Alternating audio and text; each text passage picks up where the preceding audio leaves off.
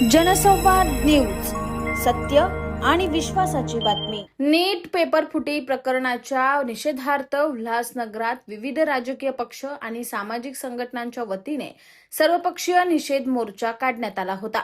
आंदोलकांनी मोदी सरकार विरोधात जोरदार घोषणाबाजी करत शिक्षण मंत्री धर्मेंद्र प्रधान यांच्या राजीनाम्याची मागणी केली। यावेळी कोणताही अनुचित प्रकार घडू नये यासाठी पोलीस बंदोबस्त तैनात करण्यात आला होता। या आंदोलनानंतर शिष्टमंडळाने तहसीलदार यांची भेट घेऊन निवेदन सादर केलं।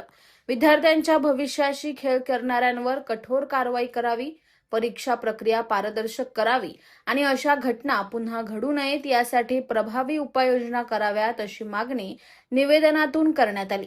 या आंदोलनात विविध पक्षाचे पदाधिकारी, कार्यकर्ते, विद्यार्थी आणि नागरिक मोठ्या संख्येने सहभागी झाले होते। आंदोलकांनी पेपरफुटी प्रकरणातील दोषींना तातडीने अटक करून विद्यार्थ्यांना न्याय देण्याची मागणी केली आहे। आकाश सहाने, जनसंवाद न्यूज, उल्हासनगर। न्याय करणाऱ्या मोदी सरकारच्या विरोधात ज्यांनी निष्पाप विद्यार्थ्यांवर लाठी चालवल्या, त्यांची डोकी फोडली, त्यांची माती फोडली, महिलांच्या देखील चुकीच्या ठिकाणी लाट्या मारल्या, अशा परिस्थितीमध्ये दिल्ली पोलिसांच्या संदर्भामध्ये आणि विद्यार्थ्यांचे झालेले हाल याच्या संदर्भामध्ये आजचा हा एक धडक मोर्चा महाविकास आघाडी उल्हासनगरच्या प्रांतात काढला।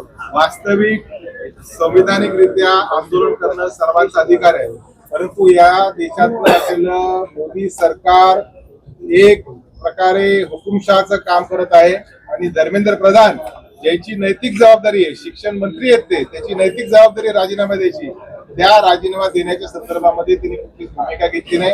म्हणून अभिजित तितके जो असेल किंवा सोनम वांगचुक असेल यांना उपोषण करावं लागलं। 26 दिवसानंतर सोनम वांगचुक उपोषण सोडलं अशी माहिती इंटरनेटवर मिळत आहे। परंतु हजारो विद्यार्थी कुठल्याही राजकीय बॅनरच्या खाली न येता स्वतंत्रपणे दिल्लीच्या जंतर मंतरमध्ये जमले आणि त्यांनी क्रांती करून दाखवली। शेवटी पोलीस देखील आहेत, आमचे बांधवच आहेत, त्यांचीही मुलं या नीट परीक्षेच्या पेपर फुटीमुळे किंवा भ्रष्ट व्यवस्थेमुळे बाधित होत आहेत। पोलिसांनाही आम्हाला विनंती करायची आहे की ज्या ज्या ठिकाणी आंदोलन होत असेल त्याला सहकार्य करा।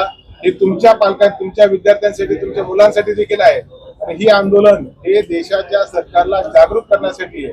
ज्या प्रकारे देशाचे विरोधी पक्षनेते राहुल गांधी यांनी प्रधानमंत्र्यांच्या निवासाच्या बाहेर आंदोलन केलं, त्यांना अक्षरशः फरफटत ओढून घेऊन गेले पोलीस। आपण सर्वांनी टीव्हीवर पाहिलं असेल।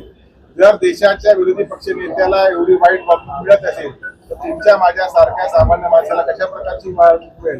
काल मुंबईमध्ये आपण एक व्हिडिओ पाहिला, एक पोलीसचा सब इन्स्पेक्टर होता, त्या माहिती विद्यार्थ्यांना धमकी देत होता की आंदोलन जर तुम्ही केलं तर तुमच्या खिशामध्ये पावडर टाकू, काय टाकू, पावडर टाकून तुमचं कायमचं आयुष्य बाद करू। हे देवेंद्र फडणवीसचं सरकार आहे, हे देवेंद्र फडणवीसच्या पोलीस दलातले लोक आहेत। अशा पद्धतीची राजवट भारतामध्ये, महाराष्ट्रामध्ये कधी नव्हती। फुले शाहू आंबेडकरांना मारणार आमचा महाराष्ट्र आहे, देशाला दिशा देणार आमचा महाराष्ट्र आहे आणि अशा प्रकारचं जर महाराष्ट्रामध्ये होत असेल तर त्याचा तीव्र निषेध करण्यासाठी काँग्रेस पार्टी, राष्ट्रवादी शरद पवार पक्ष, शिवसेना आणि मनसे, शिवसेना उद्धव बाळासाहेब ठाकरे आणि मनसे हे सर्व पदाधिकारी आम्ही या ठिकाणी जमलेलो केंद्रातल्या सरकारचा निषेध करतो। धर्मेंद्र प्रधानचा पुनश्च एकदा राजीनामा मागतो आणि ज्या निष्पाप मुलांवर लाठीचार्ज केला, त्यांच्या खोट्या केसेस भरल्या, महाराष्ट्र असो, मुंबईत असो, दिल्लीत असो, त्या भारतात कुठेही असो, त्या सर्व केसेस तातडीने रद्द झाल्या। सर्वप्रथम मी भारताचे जे सरन्यायाधीश आहेत सूर्यकांत त्यांचे आभार मानतो की त्यांनी आमच्या विद्यार्थ्यांना झुरळ म्हणून संबोधलं। कारण काय झालं, गेल्या 12 वर्षामध्ये या भाजप सरकारची जी तानाशाही होती, जी हुकुमशाही होती, त्याच्या विरोधात कोणी रस्त्यावर यायला तयार नव्हतं, कोणी आवाज उठवायला तयार नव्हतं।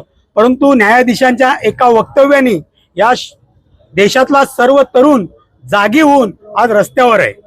काल जर बघितलं, मोदींचं स्टेटमेंट आलंय, मोदींना स्टेटमेंट द्यायला 1 महिना लागला, तेही मोदी प्रेस समोर नाही आले, त्यांनी स्वतःचा व्हिडिओ बनवून व्हायरल केलाय। तुम्हाला स्टेटमेंट द्यायला 1 महिना लागला, याचा अर्थ तुम्ही काय वाट बघत होता का विद्यार्थी किती मरतील, लोक किती मरतील, याची तुमची अशी काही इच्छा होती का? जर 26-27 दिवस लोक उपोषणाला बसले, 8 दिवस झाले विद्यार्थी रस्त्यावर आहेत, तुम्ही त्यांना अमानुष मारहाण करताय, महिलांचे कपडे फाडताय, विद्यार्थिनींना मारताय। एवढं सगळं घडल्यानंतर तुम्हाला आता सद्बुद्धी सुचली की तुम्ही प्रेसला सामोरं न जाता एक व्हिडिओ बनवून टाकता, मी केस फास्ट ट्रॅक मध्ये चालवील। अरे त्या धर्मेंद्र प्रधानकडे असं काय आहे की हे सरकार धर्मेंद्र प्रधानचा राजीनामा घ्यायला घाबरतं?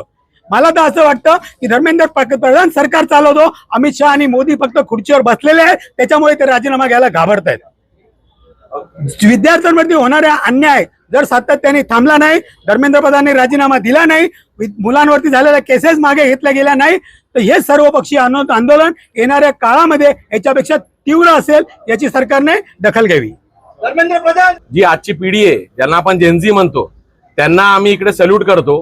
कारण की ज्या पंतप्रधानाने 12 वर्षात एकही प्रेस कॉन्फरन्स नाही घेतली आणि संध्याकाळी 8 नंतर दिसत नाही, त्यांनी काल रात्री 12 वाजता येऊन त्यांना व्हिडिओ द्यावा लागला.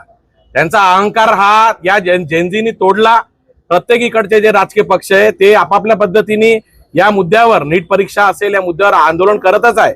पण आज आम्ही जे इकडे जमलेलो आहे ते काल प्रधानमंत्रींनी प्रेस कॉन्फरन्स दिल्यानंतर देखील राजीनाम्याबद्दल कोणती गोष्ट झालेली नाहीये, अजून संसदेत चर्चा झालेली नाहीये आणि जे विद्यार्थी आहेत ते अजूनही जंतरावर बसलेले आहेत. त्यांचा पाठबळ वाढवण्यासाठी आज इथे आम्ही सर्व जमलेलो आहात. जरी ही आंदोलन नीट परीक्षाची असेल, पण खऱ्या अर्थाने हे आंदोलन आहे, ही चीड आहे या पिढीची. ही चीड बेरोजगारीच्या विरोधात आहे, ही चीड महागाईच्या विरोधात आहे, ही चीड या सरकारच्या अहंकाराच्या विरोधात आहे, ही चीड सर्व जे गोष्टी आहे गोदी मीडियाच्या विरोधात आहे. त्यामुळे या विद्यार्थ्यांनी या सरकारला झुकवलं, त्यांना आम्ही इकडे सल्यूट करतो आणि येणाऱ्या काळामध्ये त्यांच्या पूर्ण पाठीशी आम्ही महाविकास आघाडी असेल, इतर सर्व संघटना असतील त्यांच्या पाठीशी उभे राहणार. जनसंवाद न्यूज, सत्य आणि विश्वासाची बातमी. आजच सबस्क्राईब करून बेल आयकॉनला क्लिक करा आणि पहा ताज्या घडामोडींचा अचूक अंदाज आपल्या मोबाईलवर.